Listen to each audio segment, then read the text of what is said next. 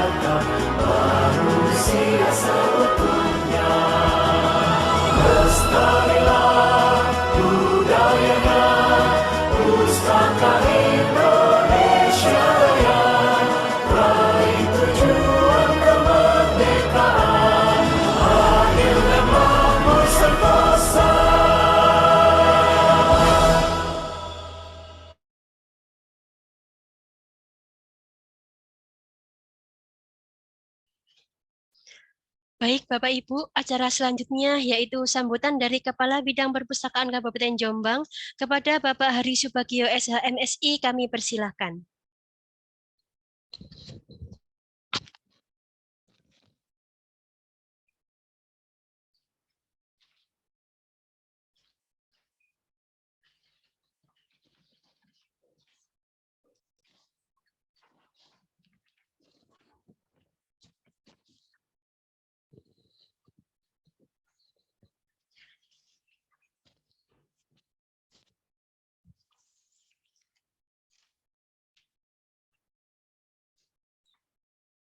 Assalamualaikum warahmatullahi wabarakatuh.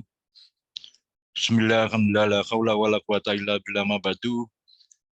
Yang saya hormati narasumber Bapak Dr. Suko Widodo, dosen ilmu komunikasi dari Universitas Airlangga Surabaya. Yang saya hormati Ketua Partai Politik beserta anggota di wilayah Kabupaten Jombang. Yang saya hormati peserta webinar yang berbahagia dan rekan-rekan dari Dinas Perpustakaan dan Kearsipan Kabupaten Jombang. Pertama-tama mari kita panjatkan puji syukur kepada Allah Subhanahu wa taala di mana pada pagi hari ini bisa kita laksanakan kegiatan webinar dalam keadaan sehat walafiat. Dan kedua kalinya sholawat dan salam kita curah limpahkan pada junjungan kita Nabi besar Muhammad sallallahu alaihi wasallam, di mana bimbingan dan teladannya kita semua bisa bedakan mana yang hak dan mana yang batil. Pertama saya sampaikan permohonan maaf Bapak Kepala Dinas karena nggak bisa mengikuti kegiatan ini. Beliau ada kegiatan lain, maka saya mewakili kegiatan webinar ini. Dan saya sampaikan terima kasih kepada semua peserta webinar yang telah meluangkan waktu untuk mengikuti kegiatan webinar yang dilaksanakan oleh Dinas Perpustakaan dan Kearsipan Kabupaten Jombang. Webinar kali ini dengan tema Strategi Komunikasi Politik di Era Digital. Nanti akan disampaikan oleh Bapak Dr. Suko Widodo, dosen ilmu komunikasi dari Universitas Airlangga Surabaya. Jadi Dinas Perpustakaan Kabupaten Jombang akan melaksanakan webinar tiap 1 minggu sekali. Jadi yang disampaikan terkait dengan pemerintahan, politik, sosial, dan kemasyarakatan, dan yang terkait hal-hal yang lagi ngetren di masyarakat. Jadi semua ini dilaksanakan untuk menambah wawasan masyarakat, terutama generasi muda, dalam menghadapi pemilu tahun 2024. Dalam memasuki tahun-tahun politik sekarang ini perlu dijalin komunikasi. Komunikasi yang sehat antara masyarakat dan calon-calon anggota dewan, terutama dalam hal mendulang suara, mencari suara dalam pemilu tahun 2024.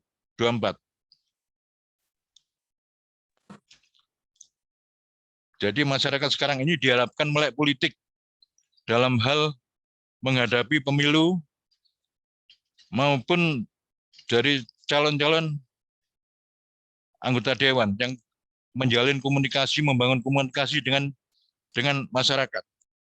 Jadi di era digital ini komunikasi politik perlu dipahami oleh semua lapisan masyarakat, terutama generasi muda. Dan materi ini akan disampaikan oleh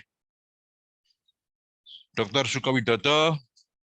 Saya minta untuk diikuti dengan baik karena ini perlu bagi masyarakat maupun generasi muda. Saya kira itu yang perlu kami sampaikan. Sekali lagi selamat mengikuti webinar. Terima kasih. Wassalamualaikum warahmatullahi wabarakatuh.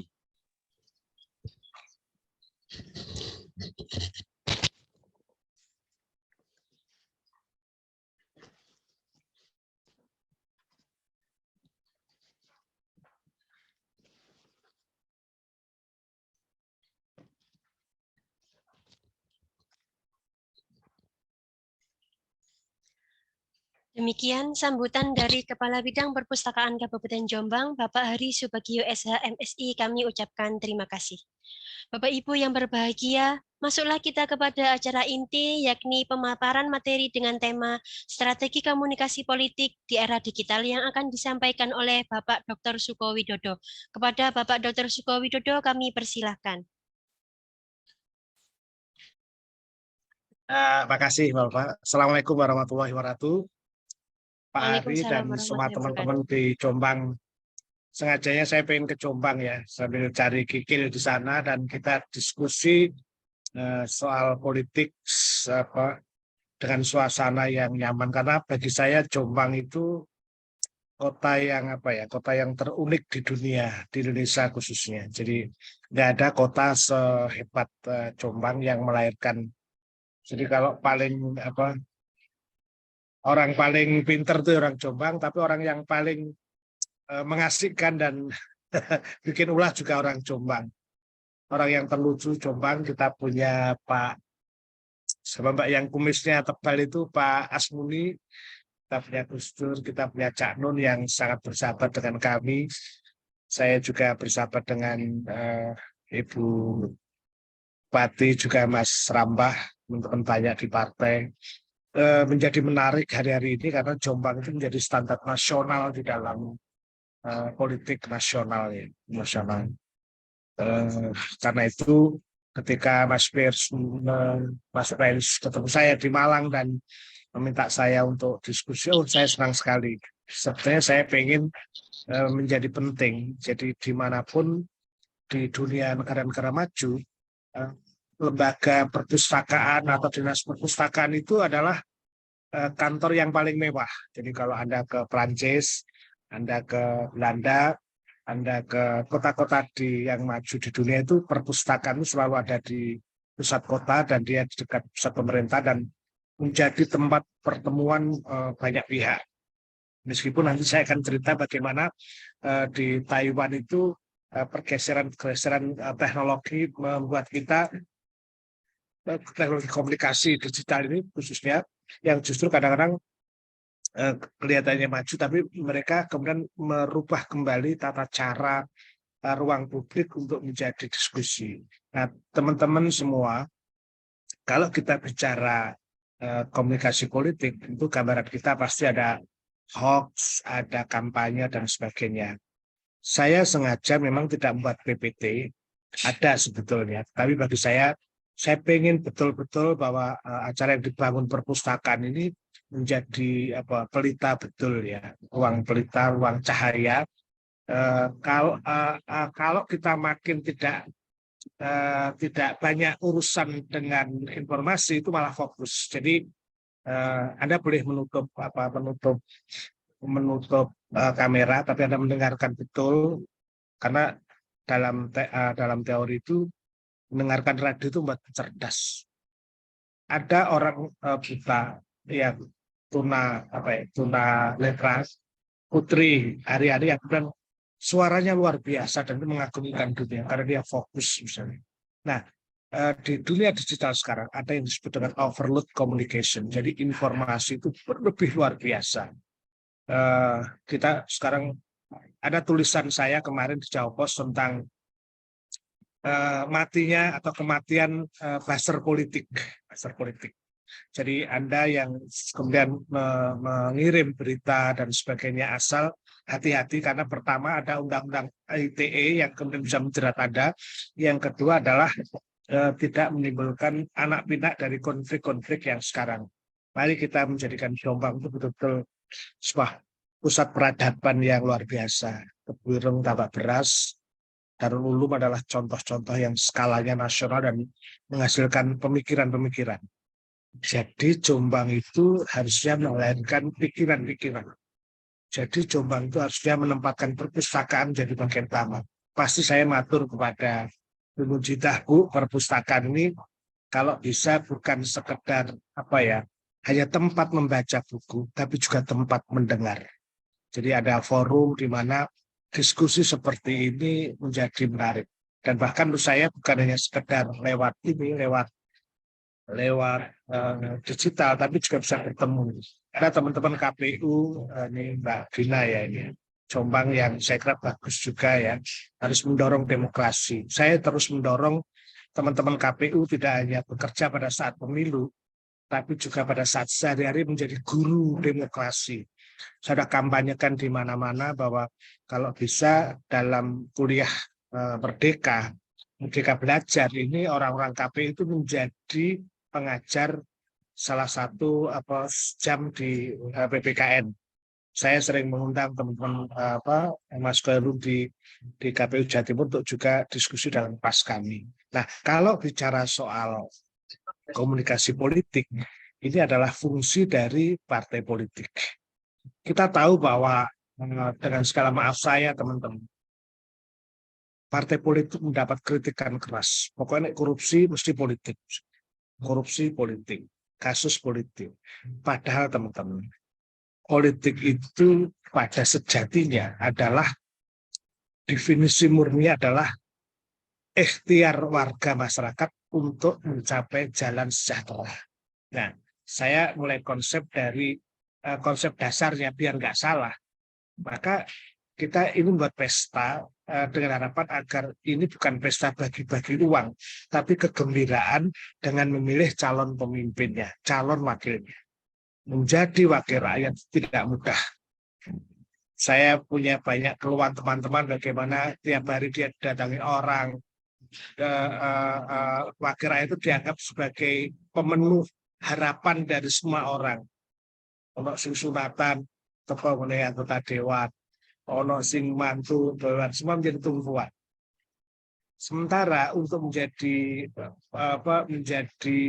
wakil rakyat, kadang-kadang harus ada ongkos politik yang tidak masuk akal. Ada istilah misalnya NPWP, nomor biro, wali biro. Ini yang koplak KPU ini. KPU mengajarkan kebaikan, Bawaslu mengkontrol, kemudian anggota partai politik juga pengen benar, tapi kadang-kadang warga masyarakat ada, bukan semua ya, ada yang kemudian mencabar dengan pesan keuangan. Ini tidak bagus. Nah, sekarang dalam situasi seperti ini, kalau semua calon bayar, jadinya apa? Kan tidak bagus. Karena itu ada strategi yang saya kira menjadi diskusi di siang ini. Saya mendorong anak-anak muda untuk masuk partai politik, siapapun. Apakah Anda masuk PSI, P3, PKB, Gerindra, PAN, kemudian whatever lah, Golkar, boleh silakan. Itu bagus, karena disitulah kemudian Anda akan diuji dan kemudian akan mendapatkan amanah dari konstituen Anda. Nah, persoalannya bagaimana cara membuat komunikasi yang bagus. Ada istilah pemasaran politik, ada istilah komunikasi politik. Kalau pemasaran politik itu cuma dodolan. Pilih aku yang muda, aku yang cerdas, pasang baliho semacam itu. Itu dulu ya, pamflet dan sebagainya. Itu promosi politik, membaik-baikkan diri untuk dijual, dibeli orang lain istilahnya agar bukan dibeli tapi dipilih. Apa itu boleh? Boleh, memang boleh juga. Tetapi kita lihat bagaimana era sekarang. Pak Suko ini tiap satu daily ya mengadakan riset. Nah, kalau komunikasi politik bukan sekedar mempromosikan, tapi juga mendengarkan. Nah, ini menjadi penting. Ini komunikasi itu kita menyampaikan pesan dan kemudian kita juga menerima pesan. Nah, tugas partai politik itu salah satunya adalah komunikasi politik. Ada tugas rekrutmen pemimpin, karena secara perundangan dan dimanapun di dunia ini yang menentukan pemimpin memang partai politik. Nah, partai politik kita sedang dinilai tidak bagus, maka ya tugas warga untuk memperbaiki, karena goals dari politik adalah untuk mencari solusi bagi persoalan. Mas Suko, politik itu kotor. Apalagi saya tanya ke Mas, politik itu jahat, oke. Saya bilang pada mahasiswa saya, tenang dulu. Oke, sekarang kalau misalnya saya akan buat logika begini. Kalau politik itu kotor, kalau politik itu penuh korupsi, mari kita dudukkan persoalan. Setiap orang pasti berpolitik. Nggak percaya, coba kita lihat misalnya kalau ada kita hidup dalam masyarakat. Misalnya dalam RT, ada punya rumah, terus di depan ada selokan, terus ada membuang sampah di depan Anda. Anda bilang bahwa ini selokan di depan saya, dan akan banjir. Pasti Anda akan dimarahi warga dan Anda disanksi sosial kan. Kalau itu harus ada kepengurusan. Pengurus RT dipilih oleh masyarakat itu dengan kerelaan dan kemudian dia diberikan keistimewaan. Kalau di masa silam harus ada jaga di gardu, tapi pengurus tidak harus jaga, ada kewajiban. Jadi dia mendapatkan kompensasi dari masyarakat itu karena dia ngelola urusan itu, dia menyelesaikan persoalan. Itu politik dalam level yang paling sederhana, yang level harus kecil. Karena itu kalau cara politik kotor itu salah itu, bukan yang kotor bukan politiknya, tetapi juga harus ada tahu bahwa seorang politisi lahir dari panggilan jiwa, tidak setiap orang. Jadi itu adalah panggilan jiwa. Dipikir jadi DPR itu enak enggak? Dipikir jadi pengurus politik enak enggak? Banyak caci maki. Dan disitulah kemudian Anda diuji dengan cara apa? Mari kita lakukan komunikasi politik yang benar. Cara komunikasi yang politik yang benar. KPU sudah menjelaskan bahwa tanggal sekian, tanggal sokok penetapan pilpres dan sebagainya. Hari ini tentu saja di dalam dunia maya kita begitu banyak informasi yang berseliweran. Jadi sejak tahun 2014 terjadi digitalisasi luar biasa. Setiap orang pasti punya ponsel. Bahkan di Indonesia itu jumlah ponselnya itu 120% dari jumlah penduduk. Jadi rata-rata orang Indonesia itu ponselnya itu 2-3. Biasanya KPU itu berapa Mbak? 4 ya ponselnya. Kalau macam-macam lah banyak. Jadi satu untuk tugas macam-macam. Bahkan grup ya. Mbak moderator grupnya berapa? Ada 5 pasti lebih ya. Setiap orang sekarang punya grup WhatsApp. Ini yang disebut overload komunikasi. Jadi satu orang itu grupnya itu SD, SMP, SMA, terus kelas, terus S1, S2, grup arisan panci, pengajian, RT. Mungkin kalau Anda dulu pernah di PAUD juga punya ada grup alumni PAUD. Jadi begitu banyak dan kita menjadi tidak fokus. Nah, celakanya di Indonesia itu etika komunikasi digital belum berjalan dengan bagus. Jadi kalau misalnya ada kecelakaan di Ngoro itu ya, itu kan ada orang yang dia kemudian syuting, set itu setelah diambil itu ini terlihat yang jatuh seorang perempuan, kakinya kiri nekuk ke kanan, tangannya meluntir, sirahnya mau potel terus diunggah. Orang pengen cepat untuk melaporkan. Padahal kalau di negara-negara maju seperti Eropa, maka orang yang mengunggah itu akan bisa dibawa ke kepolisian, dituntut. Karena apa? Karena tidak boleh kecelakaan dan sebagainya itu disiarkan dengan tanpa dasar. Yang boleh adalah jurnalis atau wartawan yang punya surat dan punya lisensi. Tapi sekarang enggak. Setiap orang namanya prosumer, produser, dan setiap orang bisa mengunggah apa saja. Bisa mengunggah apa saja. Namanya FOMO. Fear of missing out. Orang tidak ingin ketinggalan. Ada misalnya berita ini langsung dikirim. Red. Tidak diverifikasi kebenaran secara nyata. Bahkan saya sering, guyonan saya gini, biar kelihatan Islami, kalau ada ayat apa langsung dikirim temennya. Karena setelah dicek tulisan Arab tuh daftar restoran menu Arab, makanan Arab, bukan ayat. Saking pekoknya itu. Jadi mari kita tidak pekok, orang Jombang harus cerdas dan perpustakaan saya menjadi tempat yang bagus. Kalau saya jadi presiden, saya bukan Pak Jokowi ya, saya Sukowi. Perpustakaan itu saya kasih dana besar dan untuk membuat orang cerdas. hanya yang cerdas itu yang bisa menjaga ruang politik yang bagus. Nah kita ini pokoknya isunya cuma pokoknya tidak membuat kecerdasan dalam. Nah komunikasi politik adalah cara kita, kedewasaan kita di dalam mengembangkan diri. Nah sekarang pertanyaannya, gimana caranya dengan komunikasi politik kita mendapat dukungan? Sebetulnya politik itu adalah gagasan. Saya punya gagasan dan orang mendukung dan menurut saya terpilih. Itu kan logika simpelnya itu. Tapi kan enggak kan. Sekarang yang ditonjolkan adalah Pak Suko ini loh, orangnya pendidikannya tinggi. Pendidikan sekolah tidak bersignifikan dengan misalnya perilaku politik.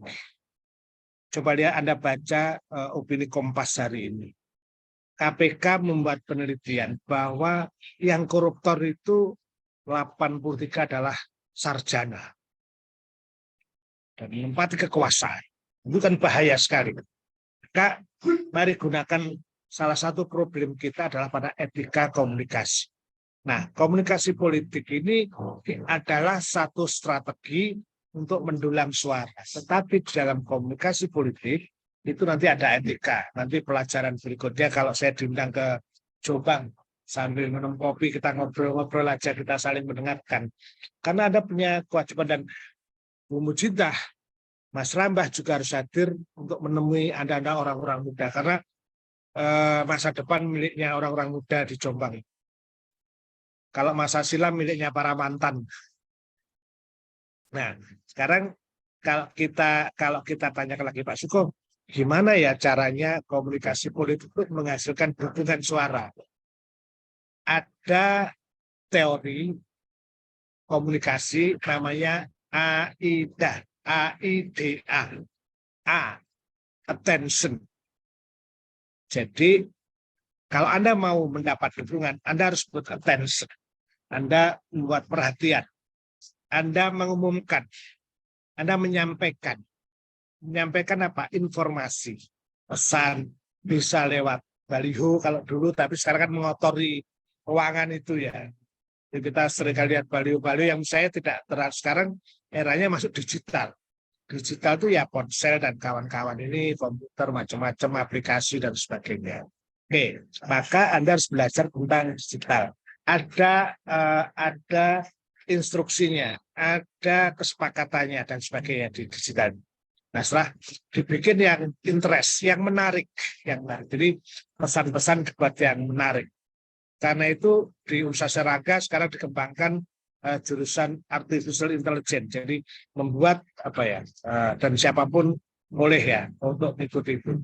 Yang kedua dibuat menarik, interest. Jadi kalau di masa silam kan cara komunikasi politik lewat pidato. Udah kuno. Karena apa? Anak-anak sekarang sudah sangat mandiri digital. Pak Suko ini mengajar sejak tahun 90. Sudah berapa tahun? Sudah 33 tahun. Dulu kalau mahasiswa saya ada juga yang dari Jombang, banyaklah kawan-kawan. Karena Jombang itu bagi saya rumah kedua, karena dulu saya kuliah di Jogja itu kosnya dengan teman-teman Jombang semua. Mas Salim juga, Mas Muhaimin di dekat kawasan kos di Jogja. Nah, kalau misalnya tadi kan mengkomunikasikannya dengan cara cara digital itu tentu ada aturan. Nah, yang kedua adalah dari setelah menarik, I-nya itu interest. Jadi yang dibikin menarik, tidak lagi tadi yang misalnya kecap itu nomor satu, tapi cara menarik. Nah, cara menarik ini nanti kapan-kapan kita bikin tentang cara menarik itu ada strategi khususnya ya. Mungkin kalau teman-teman parpol atau KNPI mau, nanti saya tak datang ke Jombang. Saya ngobrol soal gimana sih teknologi yang menarik semacam itu. Karena 76% orang sudah terkena digital secara otomatis. Nah, setelah menarik, kalau itu tertarik, jadi membuat perhatian, menarik, kemudian desain, tumbuh minat. Orang yang melihat itu suka, ini bagus ya. Bagus. Dan terakhir adalah action. Action itu adalah orang akan memilih. Nah, tulisan saya kemarin tentang matinya buzzer politik, itu sekarang apa? Sekarang terjadi betul di mana setiap, kalau dulu kan orang gampang ikut buzzer, mak-mak katanya, atau orang yang tidak punya pilihan gampang ditarik buzzer. Tapi sekarang nggak juga, mati mereka. Karena apa? Anda juga bisa membuat pesan-pesan itu. Tapi hati-hati kalau pesan, tentu saja harus ada implikasinya.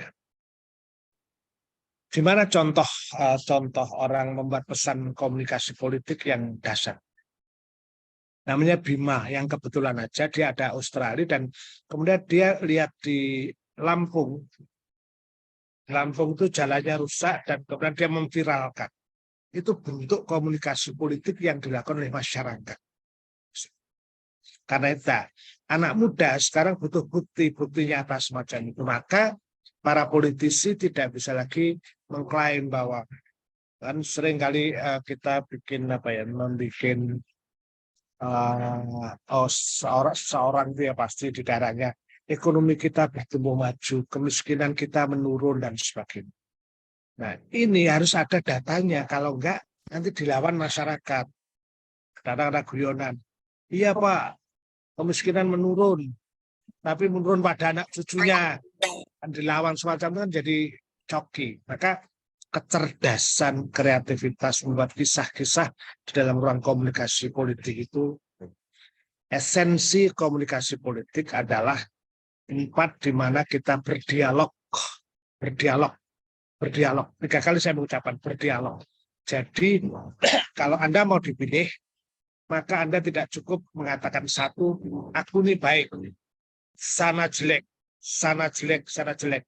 No way, man. Anak-anak muda mencari bukti. Maka yang bisa dilakukan adalah kebaikan apa yang Anda lakukan. Itu Anda harus bisa menunjukkan, dan kemudian jangan pernah menuding orang yang jelek. Karena ketika ada yang jelek, itu akan mudah. Namanya black campaign. Ada negatif campaign, ada black campaign, ada white campaign, macam-macam istilah dalam komunikasi politik yang itu bisa mengajar mereka. Jadi saya bisa mulai menarik kesimpulan. Nanti kita mungkin oleh banyak dialog, silahkan dengan terbuka. Hanya dengan dialog kita bisa mendapatkan sesuatu. Mahasiswa yang bagus adalah yang punya keberanian bertanya. Karena sekarang nggak lagi. Dan biasanya, jadi kan saya 33 tahun mengajar, pengalaman saya apa? Dulu kalau misalnya saya mengajar, tahun 90-an, 80-an itu 2 jam itu mahasiswa masih mendengarkan dengan rajin. Sekarang ini Mbak, Mas, itu mahasiswa ini atau semua orang ya, itu mendengarkan itu hanya punya kekuatan 20 menit. Menit ke-21 itu biasanya peserta itu sudah menundukkan kepala wiridan. Wiridan doanya yang menakutkan.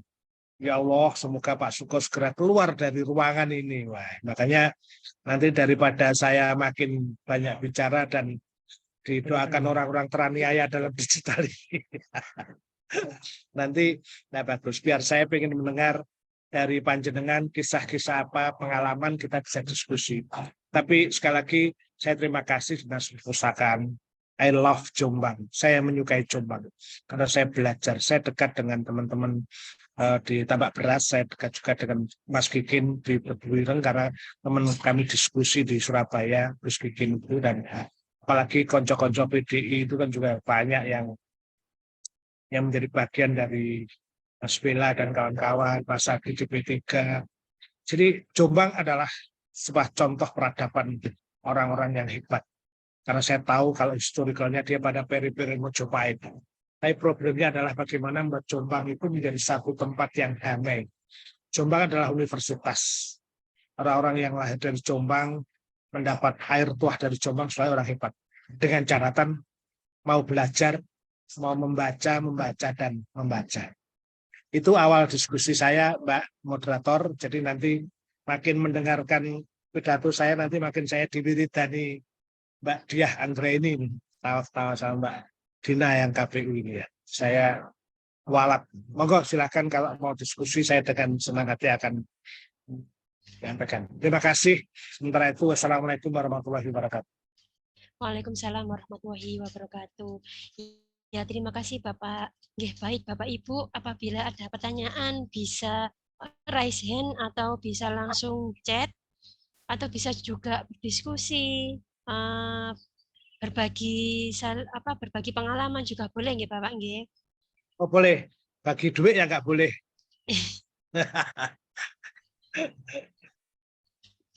Ini kan banyak teman-teman nih dari apa ini siapa? Saya yang namanya nggak ada. Saya lihat ada beberapa wajah yang saya kenal ini. Teman aktivis silahkan bersuara orang Jombang. Arek Jombang nek meneng wah berarti mesti dedel, kudu pinter. Monggo silakan. Nggih, monggo Bapak Ibu, Cerita juga ini boleh. nggih kesempatan yang berharga nggih bisa berkomunikasi dan bertanya langsung kepada pakarnya. Bisa dimanfaatkan dengan baik. Ada Mas Edo di sana ya. Sohib saya diskusi juga ini. Mas Edo mana Mas Edo? Wah ada Mbak Diah. Saya sering ada juga beberapa mahasiswa saya tadi saya kontak untuk melihat ini. Mbak Konita nama yang baru lulus di Magister Komunikasi UNER. Cucunya Bu Mujidah, Mbak Konita. Oke, silakan, Mbak.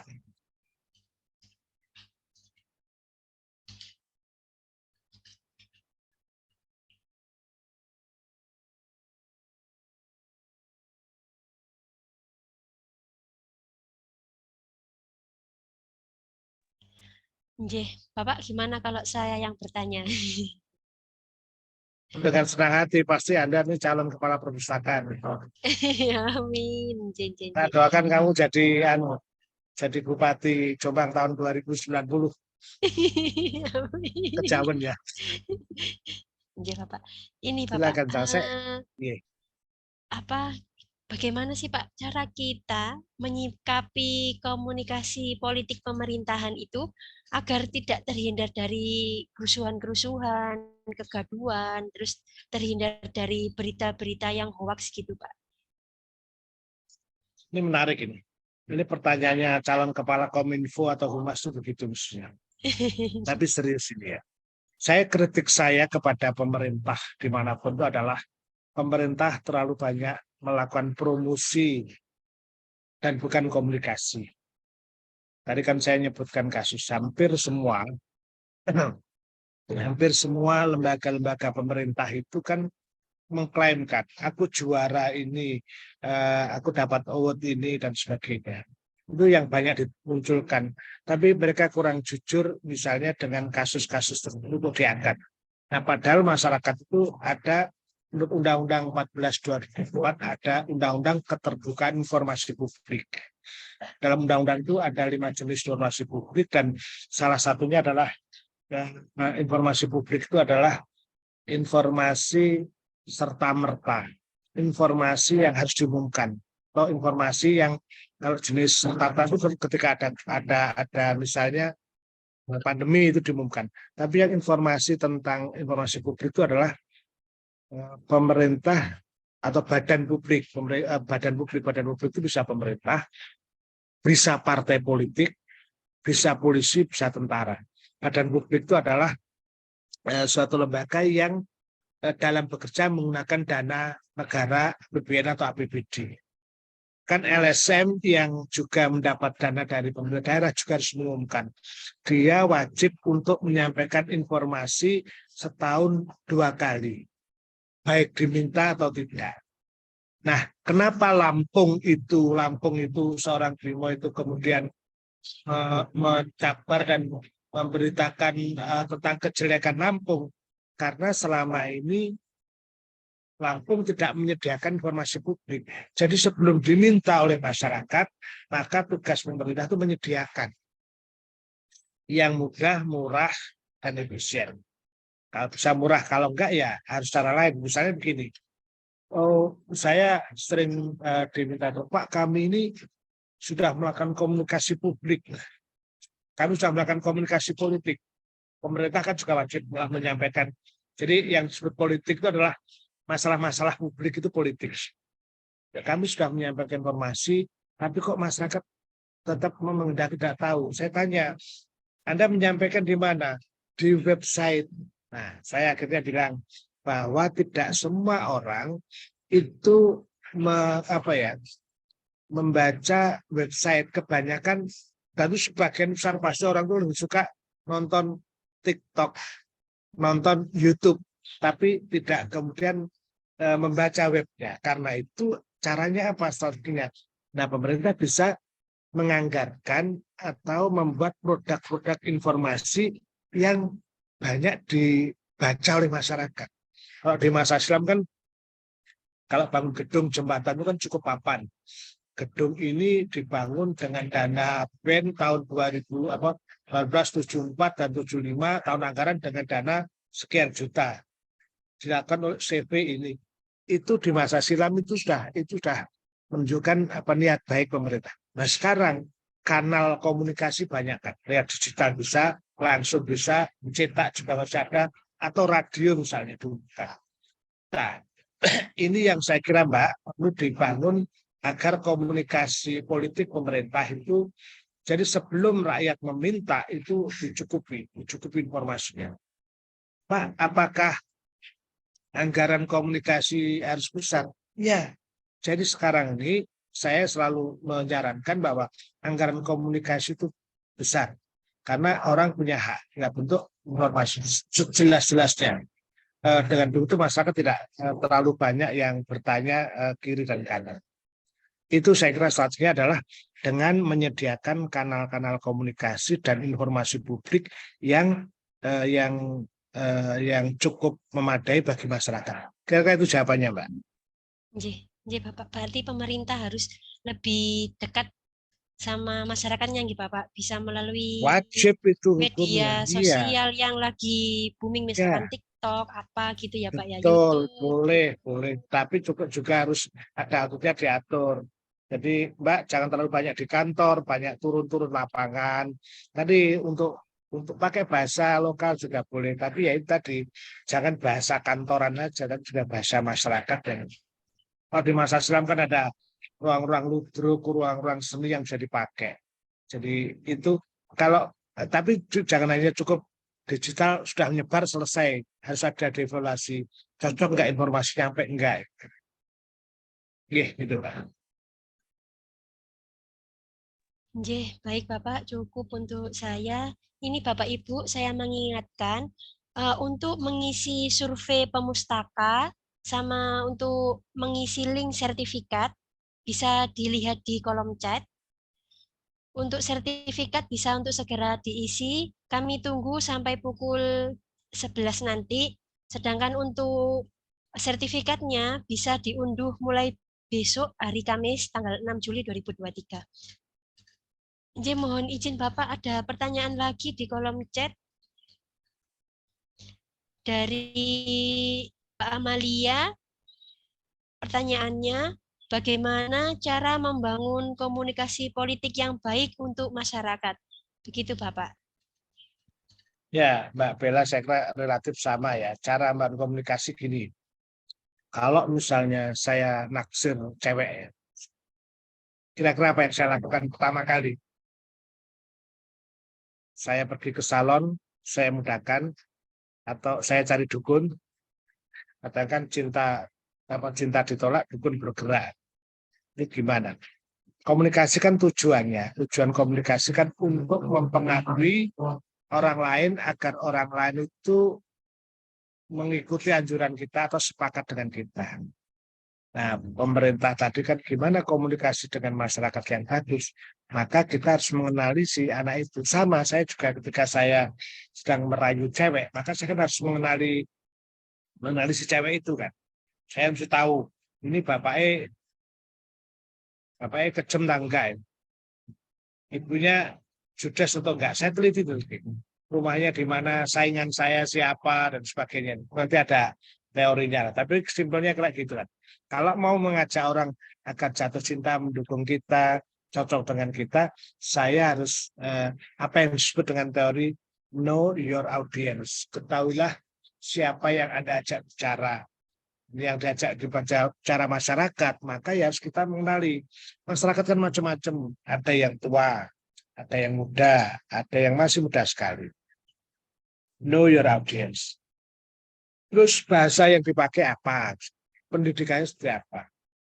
Yang kedua adalah kenali kanal komunikasinya.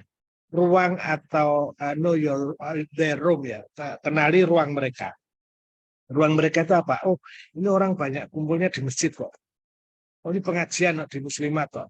Oh, orang di gereja yang banyak. Orang ini kemudian apa ya? Ruangnya di TikTok. Itu dikenali semua.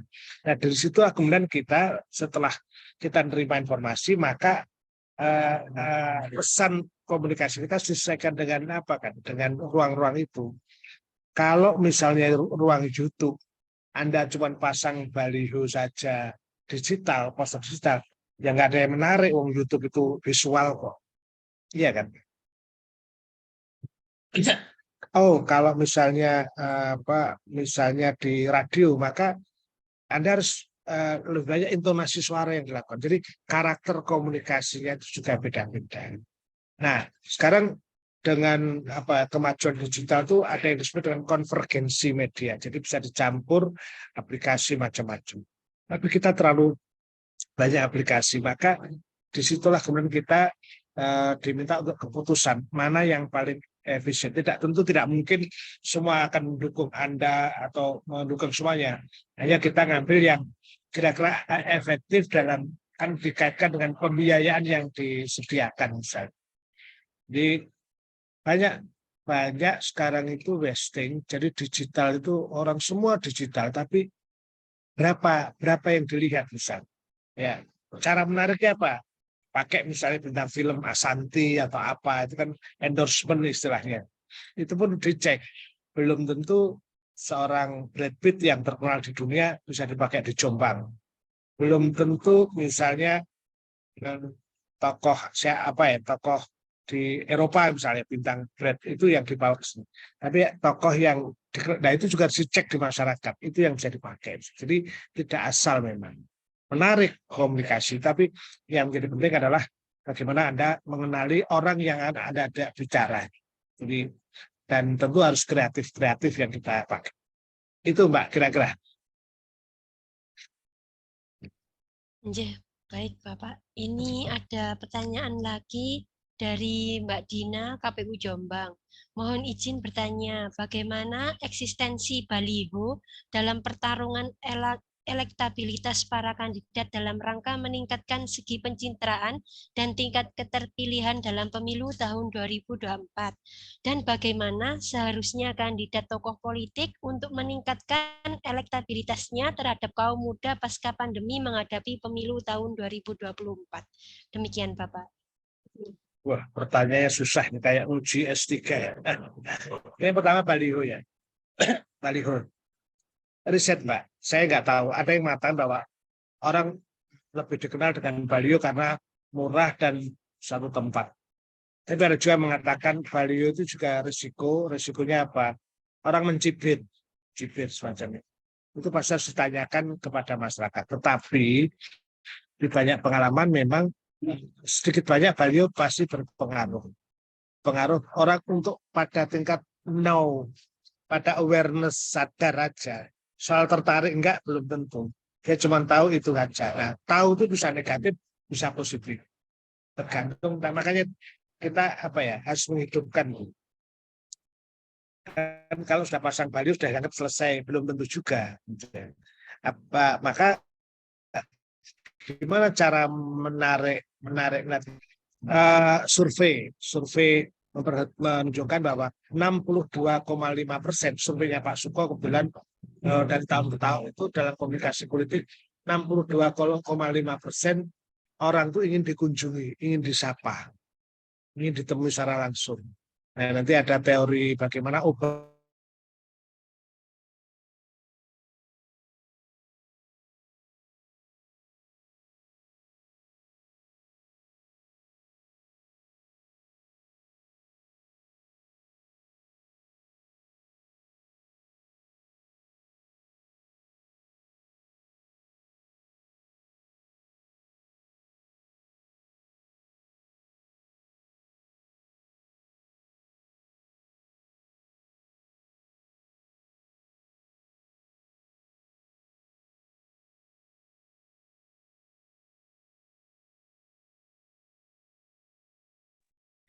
Mohon maaf Bapak Ibu, terjadi gangguan teknis dari Bapak narasumber, mohon ditunggu nggih.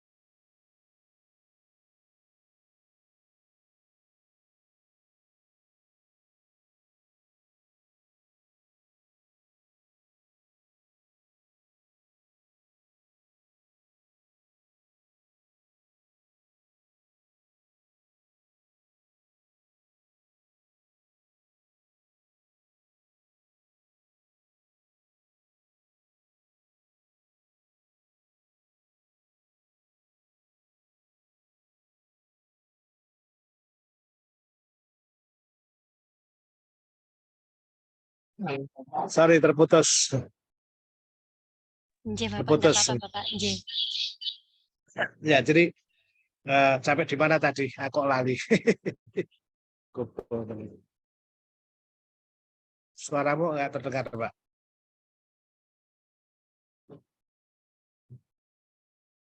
Mengenai baliho Bapak. Oh, Balio ya. Jadi Balio Nggih. semacam. Ini ada pertanyaan juga ini. Nagih janji politik. Janji cinta aja ditagih. Susah apalagi janji politik. Tapi menarik. Jadi digital apa? Jadi orang tuh suka dikunjungi secara pribadi, Mbak ya. Kalau tidak mau terpilih itu ya catat. Jadi gini teorinya Obama. Makanya Mbak, kapan-kapan saya ngundang ya, silakan datang ke Universitas Erlangga, monggo saya punya kantor pribadi biasanya kalau mau belajar politik betul, dipelajari ini ada ilmunya. Jadi tugas saya itu adalah membantu caleg-caleg biar ngirit, biar tidak ngorot-ngorot itu. Terus biar ya berdoa boleh datang ke kuburan itu mendoakan almarhum yang sudah meninggal, bukan minta restu, itu penting itu. Para sarkup ini seringkali meminta doa orang mati, tidak boleh. Ya, mereka yang harus kita doakan. Jadi data.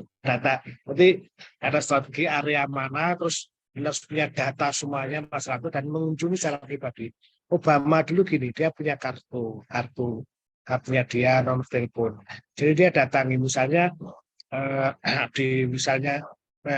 di Kabuh, di Kabuh itu ada Kabuh misalnya. Harus punya data itu. Saya kira KPU pasti membolehkan kan data terus namanya siapa, kita datangi satu orang dari rumah ke rumah atau dicomplong, ada metodologinya kan, berapa rumah mengunjungi dan sambil bertanya mengenalkan diri. Boleh kok datang ke rumahnya, Pak, izinkan saya Sukowidodo, saya dari caleg ini, nomor ini, apakah di sini sudah ada yang datang? Oh sudah Mas, ya kalau sudah kenalkan saya ini. Apa yang bisa saya bantu untuk ini? Oh saya minta bantu uang Mas, oh enggak bisa, Anda harus langsung jawab gitu. Itu cara jawabnya juga ada tekniknya. Ya jelaskan bahwa fungsi partai politik itu ini. Terus terakhir, ini kartu nama saya, nanti kalau ada masalah hukum, atau masalah pertanian atau masalah apa, semoga saya bisa bantu dulu saya. Nanti di kontak kita bicara nomor teleponnya itu nanti saat kita catat. Itu salah satu teknik untuk mendukung baliho. Jadi tidak sekedar baliho, karena baliho itu bisa menumbuhkan simpati, tapi juga antipati. Jadi kampanye itu bisa komunikasi itu bisa melahirkan simpati dan antipati. Kira-kira gitu Mbak. Yang penting adalah data ya. Jadi data itu penting ya. Anda harus punya database dan memelihara tadi komunikasi bukan promosi. Kalau promosi kan sekali pasang baliho sudah. Kalau mau pasang baliho, tulis saja baliho pasang terus hubungi nomor saya ini kalau mau berani itu. Ada keterbukaan, tapi juga itu berisiko juga. Oke. Tadi ada yang nanya ya Mbak ya, soal saya baca di catat cara menagih apa tadi? Cara menagih janji politik terhadap pemerintah untuk kalangan mahasiswa selain melakukan demo, Pak, sebab seringkali kita kalah dalam relasi kuasa. Makatan Bapak. Oke. Teman-teman mahasiswa demo itu harus dihitung betul. Saya bukan pendemo, tapi saya melakukan demo pernah. Demo itu juga sama dengan komunikasi politik, tapi dia bisa juga menjadi kebencian orang kalau dia tidak melakukan dengan bagus.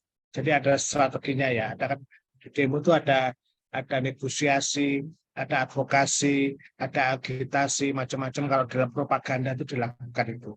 Demo yang simpati, cara yang bagus. Jadi saya sering lihat anak demo pidato pakai handphone terus sambil merokok. Itu kan tidak simpatik misalnya itu. Saya juga perokok, tapi ketika demo kita dengan kata-kata santun dan sebagainya. Yang penting kan pesannya nyampe dulu. Orang cenderung tidak suka diteriaki. Orang suka yang kalau putus teriak harus ada basic dasar yang bagus terhadap cara itu. Ya, kalau Anda misalnya tadi ada yang tanya misalnya gimana cara nagih janji politik, memang ada banyak keluhan terhadap janji-janji politik. Tapi sebenarnya kan nggak harus hati-hati juga kita. Bener janji nggak? Kalau kan juga bukan janji tapi lebih banyak pada komunikasi. Dia dicatat aja secara dokumen misalnya kalau Anda jadi Anda mau berikan apa di situ sebenarnya caleg juga diuji. Caleg itu memperjuangkan, dia mengaplikasikan, jangan dimintai duit tapi programnya apa. Kalau dia gagal melakukan, si caleg harus juga memberikan penjelasan kepada masyarakat bahwa program ini gagal karena apa-apa. Sebetulnya kunci masa kini, masa digital ini adalah kejujuran. Verifikasi data, kejujuran itu menjadi kuncinya. Orang yang jujur, orang yang berbasis data, yang cerita apa adanya, potensi terpilihnya tinggi. Karena sekarang orang cerdas, dapat informasi yang cerdas. Ya, kira-kira itu. Ini ada pertanyaan yang terlewatkan Pak dari Mbak Dina KPU Jombang, mungkin tadi karena terputus. Bagaimana seharusnya kandidat tokoh politik untuk meningkatkan elektabilitasnya terhadap kaum muda pasca pandemi menghadapi pemilu tahun 2024? Makatan Bapak. Ya, pertama tadi Mbak, saya kira yang menjadi penting, ini penting ya, pemilih milenial itu hampir 70 atau 76% ya. Tapi yang generasi Z yang pertama itu sekitar 27 di Jawa Timur, 27% ya. Saya para kandidat mengajak mereka bertemu. Nah, saya untuk menyediakan mereka bertemu itu tidak punya duit ya, tidak bisa nyangoni. Anak muda kadang-kadang juga tidak butuh sangu itu kok. Yang penting mereka disentuh. Yang mau hanya 5 orang, nggak apa-apa. 5 orang itu siapa tahu dari 5 orang itu malaikat sedang berada dalam ruang 5 orang itu dan menyebarkan suaranya. Nggak apa-apa. Begitulah yang dilakukan Obama dulu. 1 orang, 2 orang ditemui semacam itu sampai dia punya jaringan itu. Network. Ada buku yang tahun 97 dikarang Abu Dens itu tentang menceritakan bagaimana jaringan itu menjadi penting. persahabatan itu menjadi penting. Makanya bilang silaturahmi itu rezeki. Jadi bagi para caleg juga tidak harus datang dan pidato bagi-bagi uang selesai ditinggal, bagi kaos selesai ditinggal. Itu kesalahan yang dilakukan sekarang ini. Anda boleh percaya, boleh tidak, tapi begitulah yang dipikirkan orang. Ya, tentu saja ini butuh kecerdasan. Dan siapa yang bekerja dengan cerdas, dia akan berpotensi untuk jadi. Berarti, misalnya gini, Mbak. Kalau saya ngerayu seseorang, gadis itu cantik, saya ajak naik mobil, dia duduk sebelah kiri saya. Kalau saya mengatakan, kamu cantik sekali, maka si gadis jawab, dari dulu saya cantik. Wes mate klepek-klepek wong lanang gak iso muni apa-apa. Iya kan? Pancen aku ayu biyen ngopo. Tapi coba misalnya ini teori rayuan gombal ini ya. Bukan teori rayuan, bukan janji ya. Saya setir mobil, misalnya itu ada Mbak Diah di sebelah kiri saya setir mobil, saya berhenti. Terus Mbak Diah, tolong dibukakan kaca itu.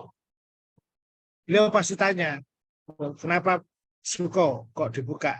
Terus saya jawab, biar orang sekampung tahu bahwa saya sedang membawa gadis cantik. Wow, dia langsung lepok-lepok.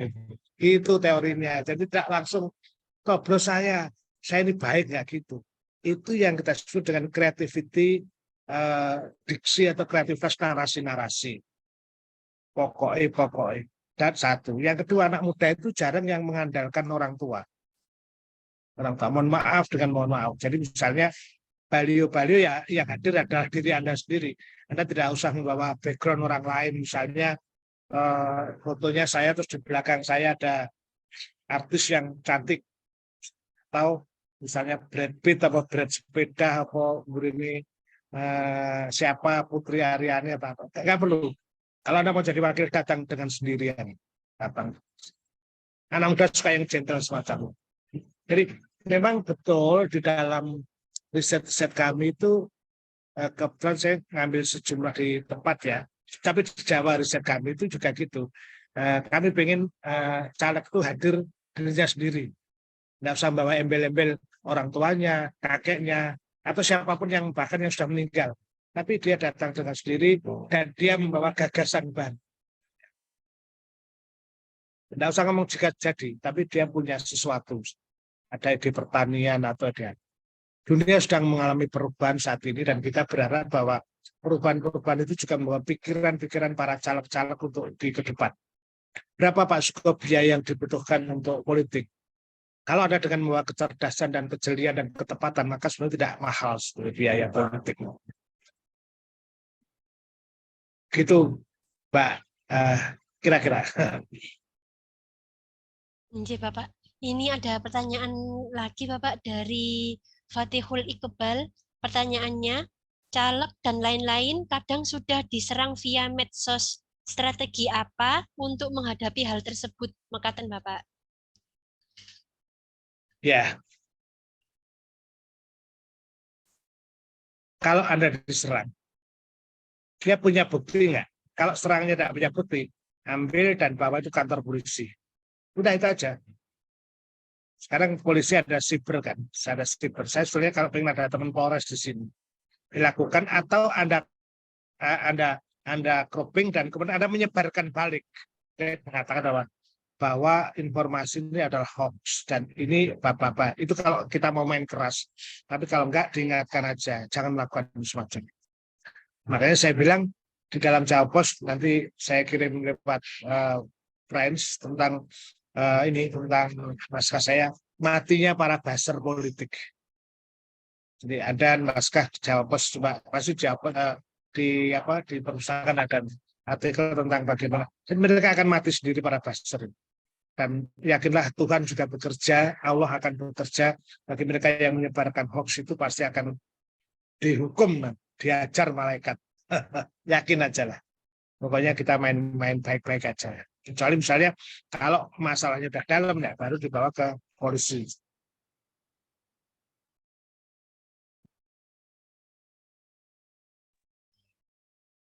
Ya Bapak, ada pertanyaan lagi dari Bapak Anhar PDI Perjuangan. Pak, mohon maaf, kalau boleh tahu hasil penelitian Bapak terkait dengan pemilih pemula dan pemuda, apa sebenarnya yang diinginkan oleh pemilih pemula dan pemuda momentum politik seperti ini? Satu, Mas Anhar, satu adalah mereka butuh kepastian masa depan. Masa depan mereka, caleg yang saya pilih adalah caleg yang bisa memenuhi harapan saya. Harapanmu apa? Saya tanya kepada Syed. Saya dapat sekolahan, saya dapat pekerjaan yang bagus. Wah, tapi kalau menuruti mereka lama-lama saya ingin dapat istri yang cantik, saya dapat masuk surga ciloko yang terlalu banyak ya. Itu yang harus diramu. Jadi menurut saya adalah kanalisasi. Yang justru penting Mas Sandar adalah ngajak bicara mereka. Nggak usah banyak-banyak. Diajak mereka ke warkop cerita itu, diajak kemana, itu aja sudah selesai. Jadi menurut saya, komunikasi politik itu adalah silaturahmi. Sudah silaturahmi aja. Nanti teknik detailnya Mas Sadar itu adalah satu, kenali mereka betul. Kenali anak muda, nek perlu catat namanya, rumahnya. Bukan nek perlu, harus. Nah, sehingga ketika dia sedang keseripan orang tua, ya Anda datang misalnya, itu jauh lebih tajam daripada Anda ngasih kaos atau Anda ngasih duit. Jadi mengenali. Kan kadang-kadang teman-teman semua, tapi akan lebih bagus kalau Anda bisa menyebut nama orang tersebut. Kalau misalnya 5 orang, ya sebut aja masing-masing, itu akan lebih waduh, aku digateni Mas Anhar berarti ya. Jadi Mas Anhar itu sangat atensi, jenengku disebut. Itu secara otomatis ketahui ulang tahunnya, ketahui sekolahnya di mana. Itu jadi masing-masing data pemilih itu harus Anda ketahui. Tidak hanya cukup nama dan alamat dan ponsel, tapi hobinya apa? Oh, senangnya mancing misalnya. Kan ketika Anda ketemu Anda bilang, gak mancing tan. Terus dijawab BRE, gak bahaya tak masuk. Jadi maksud saya itu yang kita sebut dengan komunikasi itu. Yang ngasih aja politik itu, nggak usah mengumpulkan masa berlebihan terus Mas Anhar pidato itu. Nah, cukup dengan cara baru orang mengenali mereka karena karakternya beda-beda. Tapi mereka yang dibicarakan adalah tentang masa depan biasanya, tentang kepastian pekerjaan, tentang mode pakaian, tentang musik semacam itu. Mereka nggak terlalu kok bicara soal jalan berlubang atau apalagi lubang yang berjalan nggak tanya mereka. Tapi mereka tanya adalah sekolah nanti masih naik. Anda seorang caleg harus lebih dari penampung suara, dia harus menjadi motivator, dia harus menjadi motivator atau pendukung semangat bagi Kosioner. Nah Pak, berarti susah jadi caleg? Iya, jadi caleg susah karena itu sekolah tentang komunikasi politik, bagaimana cara pidato, bagaimana caranya menjadi moderator. Ini moderator itu perpustakaan bagus, tinggal nambah senyum dikit aja lah, Ciami jadi biar RCTI nanti. Itu Mbak. Baik Bapak, ini pertanyaan lagi Bapak dari Mas Fatihul Iqbal. Ciri-ciri caleg, capres, dan capup atau cawali dan lain-lain yang memenuhi harapan itu yang bagaimana Pak? Bukan sekedar memberi angin surga. Ya, Anda tidak usah ngurus angin surga, kita juga nggak pernah ke sana ya, kita sudah kenal ya. Jadi gini aja lah, pilihlah yang Anda yakini itu aja. Bingung kadang, saya ceritain. Saya punya video dengan Pak Prabowo. Saya dekat dengan Mas Ganjar, karena kebetulan kami satu alumni Gajah Mada. Saya juga dekat dengan Pak Anies, kami juga satu kagam. Terus ada yang bertanya ke saya, Pak Suko milih siapa? Loh, saya milih yang saya yakini. Siapa? Loh, itu kan dalam pemilu kan rahasia. Nah, pilihan saya. Tapi si A itu gini loh Pak. Terus saya dengar ketika si B, si B itu gini loh, si C itu kelemahannya gini. Tadi kan Anda sebutkan, kalau Anda di flexing, doxing misalnya, muncul semacam itu, caleg sing senengane ngelek-ngelek nelian, ojo dipilih, gitu aja. Simpel kan. Kalau dia suka menjelek-jelekan orang lain, berarti dia pikirannya adalah jelek. Mari kita, tapi siapa yang perlu Anda pilih? Ya yang Anda yakini aja. Nggak usah ragu-ragu. Nggak usah diperdebatkan. Saya terlalu sibuk ngurusi yang besar-besar, tapi Anda lebih baik mikir Jombang aja lah. Jombang apa ya? Bagaimana Jombang menjadi bagus? Ini kan wilayah situs kerajaan Majapahit Piri-Piri yang sangat bagus, Jombang. Jadi kuatin aja di lingkungan Anda. Tidak ada pilihan yang salah. Yang ada hanya pilihan Anda jadi atau tidak jadi. Gitu aja.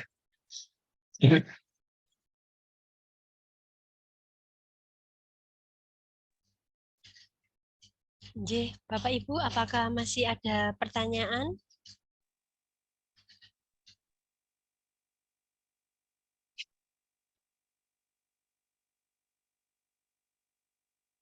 Nanti saya tak datang ke Jombang aja, Mbak. Disiapkan kopi hitam. Nah, Bapak, nggak usah. Nanti teman-teman itu biar itu ngono loh. Jadi kita sinau bareng digital gak iso guyon, gak iso ngopi.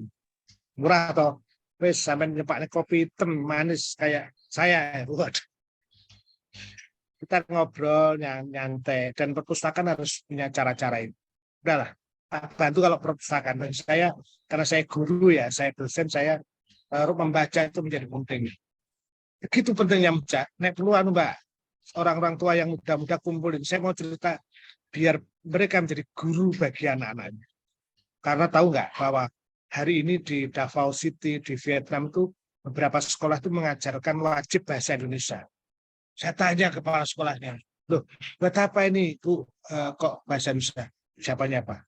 Karena masa depan kami ada di Indonesia. Kita Terus saya pergi ke Sorong yang lautnya bagus. Ternyata bendera luar negeri banyak carikan. Sampai satu saat sebelum saya mengakhiri saya pergi ke sebuah negara. Jadi saya pergi ke Taiwan, terus saya naik pesawat ke Taipei, terus naik kereta ke Taichung. Pokoknya Tai semua lah. Taiwan, Taipei, Taichung. Terus saya datang di sebuah area itu. Saya ketemu wali kotanya. Karena masuk itu kan ponsel itu dikumpulin itu. Saya tanya, loh, saya kan tidak bisa selfie di situ. Dia bilang, justru kami ingin anak-anak Taiwan itu menjadi manusia sebenarnya. Manusia yang seperti Indonesia, yang ada cangkruannya, ada silaturahminya. Karena ketika digital itu, anak-anak muda Taiwan tidak menyapa temannya. Mereka tetangganya aja nggak kenal. Jangan-jangan orang tuanya juga nggak kenal, karena sibuk dengan ponselnya. Jadi digital itu satu sisi memang memudahkan kita komunikasi, tapi di satu sisi juga menghilangkan komunikasi manusiawi. Nah, di dalam pencalekan, di dalam komunikasi politik itu manusiawi, tidak cukup dengan digital. Justru tema ini mengingatkan bahwa digital itu penting, tapi dia harus diimbangi dengan manusia. Itulah kenapa di Jepang sekarang muncul apa yang disebut dengan revolusi digital 5.0. Kalau kemarin 4.0, sekarang 5.0. Karena apa? Yang 4.0 itu gagal karena hanya berteknologisnya. Bukan kemudian membangun humanisme dalam teknologi. Kira-kira gitu. Kuliah hari ini 1 semester 3 SKS. Lulus semua. Bapak. Semua berita keren. Terima kasih Bapak. Saya kira sampun cukup Bapak. Nanti yang bertanya monggo Mas Frans punya nomor saya, kita diskusi. Saya senang sekali dan saya kira warung Pak Giman apa-apa yang saya baca itu. Bolehlah, jadi di situ orang datang, dia baca buku, dia ceritain. Jadi salam saya buat Mas Hadi dan Pak Kepala Perpustakaan. Ini cara ini. Kebetulan saya juga sedang membangun roadmap tentang perpustakaan di Jawa Timur. Kita bangun sama-sama. Hanya orang yang membaca yang memiliki masa depan. Bapak. Terima kasih waktunya Bapak. Saya yang terima kasih bertemu dengan teman-teman. Halo Mas Anhar, itu ada Jambule gitu. Pak. Kantor PT kopinya, Pak. Jombang itu republik saya pokoknya. Saya tak datang ke sana. Pokoknya supaya kopi manis itu aja ada syaratnya. Ada yang lain. Matur nuwun. Nggih, Bapak, terima kasih banyak. Nggih, terima kasih kepada narasumber yang telah menyampaikan materi yang luar biasa dan sangat bermanfaat serta dapat menambah wawasan bagi kita semua. Hadirin yang berbahagia, alhamdulillah acara demi acara telah kita lewati. Akhirnya sampailah kita di penghujung acara. Saya dan seluruh panitia yang bertugas mengucapkan terima kasih kepada seluruh peserta atas kehadiran dan partisipasinya yang telah diselenggarakan oleh Dinas Perpustakaan dan Kearsipan Kabupaten Jombang. Akhir kata, kami mohon maaf yang sebesar-besarnya apabila masih banyak kekurangan pada kegiatan kami kali ini. Sampai bertemu kembali di kegiatan kami selanjutnya. Salam literasi. Wassalamualaikum warahmatullahi wabarakatuh. Salam literasi. Waalaikumsalam warahmatullahi wabarakatuh. Waalaikumsalam Sampai ketemu. warahmatullahi wabarakatuh. Bapak Ibu yang kami hormati mengingatkan untuk segera mengisi link survei pemustaka yang ada di kolom chat, kemudian mengisi link sertifikat, serta sertifikat dapat diunduh mulai besok hari Kamis tanggal 6 Juli 2023.